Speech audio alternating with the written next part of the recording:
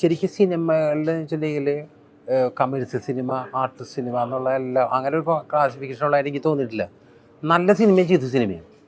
ഉദാഹരണമായിട്ട് ഇന്ത്യയിൽ ലോകത്ത് ഏറ്റവും കൂടുതൽ സിനിമ നിർമ്മിക്കുന്ന ഇന്ത്യയിൽ ഏതാണ്ട് 3000 സിനിമകൾ ഒരു വർഷം നമ്മൾ നിർമ്മിക്കുന്നുണ്ട്. പക്ഷേ നിലവാരത്തിൽ നമ്മളെക്കുറിച്ച് പുറത്തുള്ള പ്രേക്ഷകർ, ലോകത്ത് ഒരുപാട് നല്ല സിനിമകൾ കാണുന്ന പ്രേക്ഷകരൊക്കെ പറഞ്ഞത് സിനിമാ സാക്ഷരതയില്ലാത്ത ഒരു രാജ്യമായിട്ടാണ് നമ്മളെ കാണുന്നത്. കാരണം നമ്മളെ ഇപ്പോഴും ഈ അടിപിടി സിനിമകൾ, കൊലപാതക സിനിമകൾ, വെട്ടിക്കുത്ത് സിനിമകളും അങ്ങനെ ഡപ്പാങ്കുത്ത് ഡാൻസ് സിനിമകളൊക്കെയാണ് ഇപ്പോഴും നമുക്ക് ഇറങ്ങുന്നത്.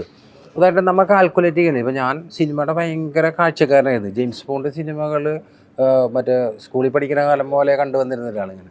അപ്പോൾ സിനിമകളെ കാണുമ്പോൾ വെച്ചിട്ടുണ്ടെങ്കിൽ മിക്കവാറും മലയാള സിനിമകളുടെ കാര്യത്തിലേക്ക് വരികയാണെങ്കിൽ നായകൻ വന്നിട്ട് കാറിൽ നിന്ന് കാലെടുത്ത് വെക്കുന്നു, അങ്ങനത്തെ സീനായിരിക്കും മിക്കവാറും ഇങ്ങനെ എൻട്രി ഒക്കെ കാണിച്ചിരുന്നത്.